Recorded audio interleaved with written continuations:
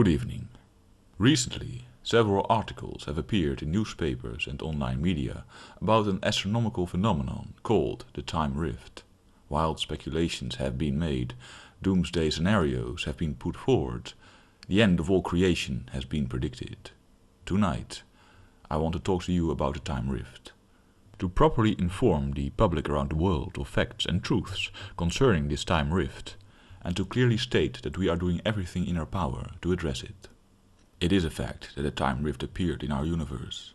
It is also a fact that it has begun to destabilize the space-time continuum, and as a result, our past and history are now in a state of chaos.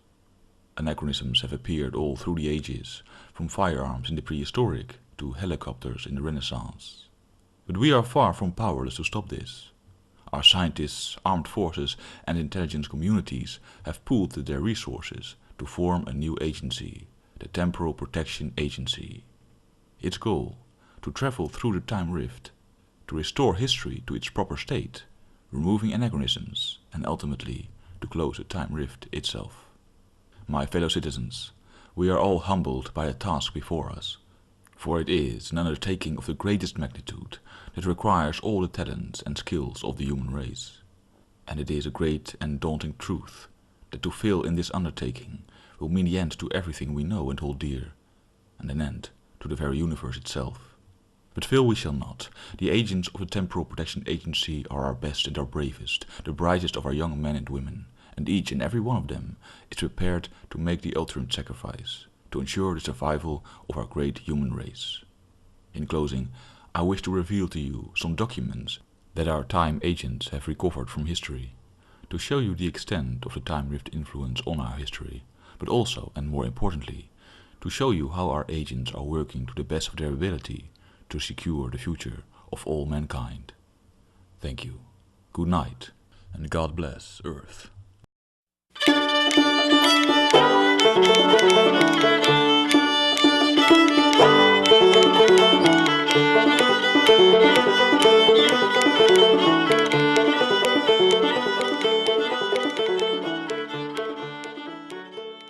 Go west. Life is peaceful there. Go west, in the open air.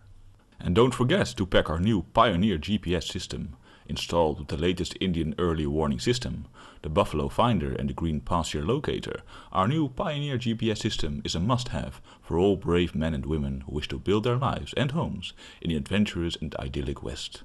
Now available for only $25. Buy now and receive our new Grizzly long-range detection system freely installed. Go west, young man, and grow up with the country.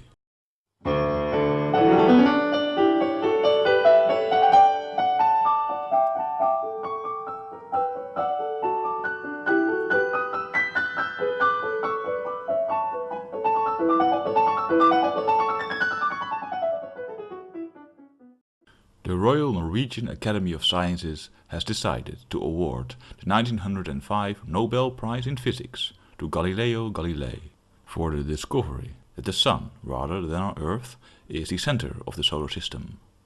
And now, the chair of the Nobel Committee, Professor Jensen, will give us a brief introduction. Greetings. It has long been believed that our planet is the center of the solar system, indeed the center of all known creation. Until recently, this view was defended by many, and any infringement upon it by new sciences was met with the fiercest resistance. But Galileo Galilei, even in the face of the sternest of such resistance, persevered and showed us beyond a doubt that indeed the Sun must be the center of the solar system, and that heliocentrism, rather than geocentrism, is scientific fact. The renewed pan-Christian Church has long tried to ban any research and investigation into the nature of the universe, asserting its old view of geocentrism as the only viable truth. Its influence has been so great that in the year 1905, with new inventions in all sciences, ranging from quantum computers to universal cures, we still believed an ancient and wrong idea about the nature of the universe and our own planet. But it is our duty as scientists to investigate and research, even in the face of suppression and superstition.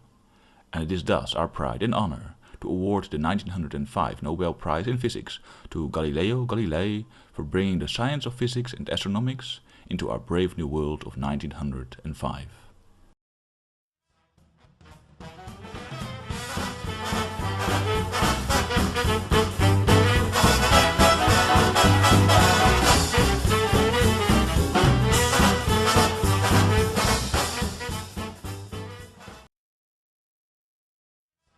Audio log. James Altman, Omaha Beach, D-Day, 0600 AM. I have entrenched myself on one of the faraway dunes overlooking Omaha Beach. My position is well concealed and the chances of detection are negligible. I am currently viewing the German defensive emplacements, and clearly the time rift has greatly influenced their technology. The Germans have installed what appear to be large pulse cannons on the cliffs overlooking the beach. From what I have discovered, these are equipped with automated tracking and firing computers.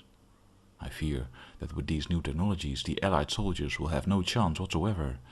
I fear that Germany will win the day and with it, perhaps the entire war. 6:15 AM. Shadows have appeared at the horizon. Shadows of large vessels, cruisers, battleships. They have begun their approach.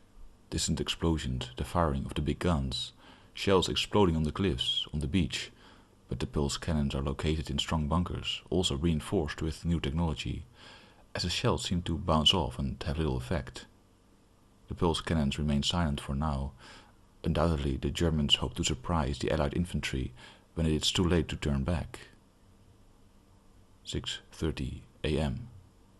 The invasion has begun. There is no way to warn the Allies, and I should not. I am merely an observer here to measure the timeline disruption. But still I cannot help but feel for the Allied soldiers. I can only watch the landing craft approach, the support vessels firing, the artillery shells dropping on the bunkers, to little effect. But the landing craft seem different somehow, bigger, more advanced. They move with great speed towards the beaches. Their hatches are opening. I wonder if the time rift has influenced the Allied technology too. 6:35 AM. I cannot believe my eyes. The landing crafts have beached, and from them rise great walking machines. They carry large machine guns and mortar launchers. They begin to walk with great strides. Infantry accompanies them, shielded by their armor. The Germans aim their pulse cannons. I fear that even these machines will not be enough. The pulse cannons are firing. Blue energy shells speed towards the machines and infantry. But wait, the energy shells dissipate. They are blocked by some kind of energy shield surrounding the machines. The energy is harmlessly absorbed. The machines march forward, the infantry advance. The Allies might still win this day. Note to self. I'm getting too caught up in this. I need to be an impartial observer. And even the Allied technological advancement is regrettable, as it clearly shows major timeline disruption. 7 AM. The energy shields of the walking machines can apparently only take so much. The Germans are concentrating their pulse cannons. Shields go down, a machine erupts into blue flames. Machine guns from the bunkers open fire, the Allied infantry struggles, many are cut down. But they move forward, ever forward. The walking machines return fire, targeting the firing holes in the bunkers. The pulse cannons are destroyed, one by one. My heart jubilates. My countrymen fight with such bravery and honor, with such self-sacrifice. They storm forwards, taking positions, climbing the cliffs, destroying the bunkers and guns. The walking machines destroy the last of the German positions with rocket and machine gun fire. We have won. D-Day is ours. But I must control myself. The timeline is greatly disturbed, making this victory all but meaningless. If we cannot stop the time rift, the entire universe will cease to exist.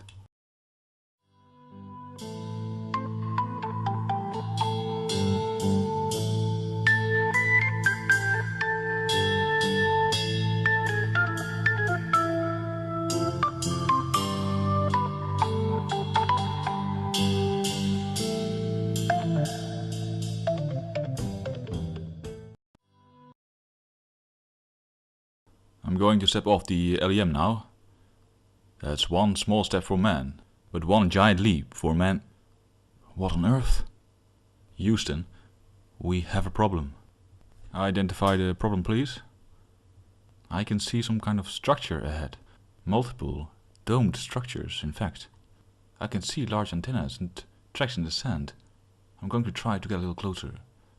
That's negative. Please remain near the moonlander. Carry out the mission. The domed structures are connected via large pipes, large enough for a man to pass through. And there are robots, like in the movies, but different. They stand still and seem dormant. Return to the LEM, initiate Earth return procedure. Will debrief you when you get back. Wait, this is fascinating. It seems to be a base of sorts, a moon base. But built by whom? It seems far too advanced to be Russian. There seems to be markings on the largest domed structure. It appears to be a central hub. The other structures are all connected to it. Getting closer. My God! Apollo 11, come in please. Houston to Armstrong, respond. English! It is English! My God, it says First Moon Colony of the United States of America. But how? The colony seems utterly abandoned. All is dark. I can almost see inside the largest structure through large window panes. I can see all kinds of machines, impossibly advanced. But there is no one here. What is going on? Apparently we are not the first on the moon, rather the last to catch up. I don't understand it all. How did this moon base come up to be here? Who made it? Why does it say USA on the structures? And why is no one here? I'm out of here. Returning to the LEM, initiating Earth return procedure. To hell with this place. Neil Armstrong out.